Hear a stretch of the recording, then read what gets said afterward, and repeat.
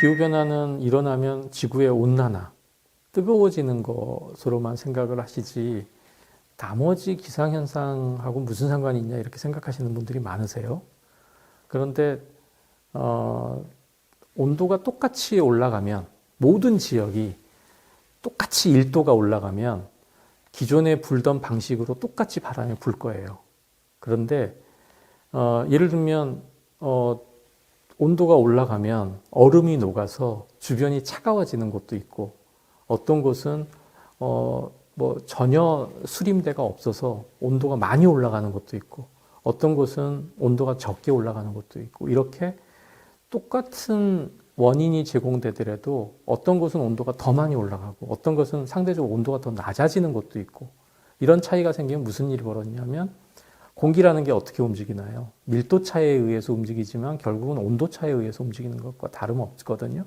그러니까 예전처럼 똑같은 온도 분포를 갖고 있으면 바람이 똑같은 방향으로 계속 불 텐데 그게 어긋나면 옛날에 불지 않았던 바람이 불게 되고 어느 쪽에서는 더 많이 불었던 바람이 안 불게 되고 그러면 바람이 분다 안 분다의 문제는 결국 기압의 형성이 어떻게 되느냐? 그러니까 비가 안 내리던 곳에 비가 내리게 되고 비가 조금 내리던 곳에 많이 내리게 될 수도 있고 아니면 비가 굉장히 많이 내리던 곳에 비가 안 내리는 상황이 벌어질 수도 있고 그러니까 이런 교란들이 생기는 것이거든요. 그러니까 우리는 똑같이 뜨거워지면 홍수 날 일은 없겠다 생각하지만 유럽 여행 가보시면 아주 뜨겁게 화창한 날 홍수 나거든요. 왜?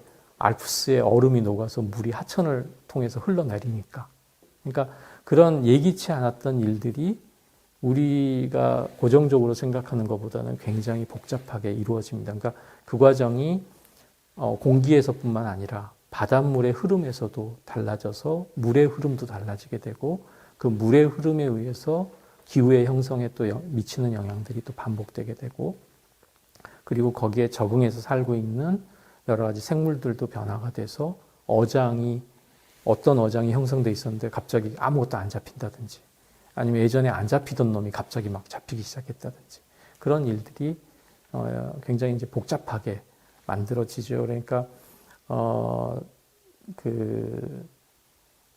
어떻게 보면 하나의 영향을 그냥 이런 일이 있었으니까 이런 결과가 나타날 거다 예측할 수 있는 문제면 굉장히 쉬운데 이 온실가스의 문제, 기후변화의 문제 이 부분은 그거를 재현하고 그걸 설명하기가 굉장히 어려운 부분들이 있습니다. 그러니까 기후변화를 얘기를 할 때 온도가 높아지는 것 일정한 방향으로 계속 악화되는 것도 중요하지만 더 중요한 것은 뭐냐면 평균은 똑같은데 양극단의 상황이 자꾸 더 달라진다든지 그러니까 예를 들면 한 3, 40도 범위에서 움직이던 것이 한 7, 80도 범위에서 움직인다든지 아니면 비가 오던 것도 1년 중에 내리던 비의 양이 큰 차이가 없었던데 어느 기후변화가 되면서 어느 순간에 갑자기 특정 계절에 확 몰려서 내리고 어느 시기에는 완전히 비가 안 내려버린다든지 이런 일들이 생기는 것.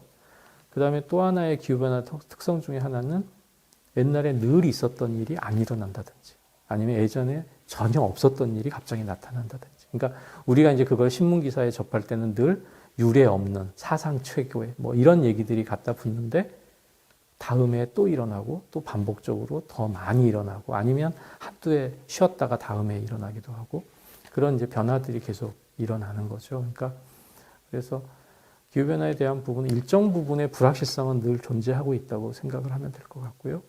그 일정 부분의 불확실성이 존재하기 때문에 이번 코로나와 같이 조금 더 선제적으로 대응하는 노력이 훨씬 더 중요한 것이고요.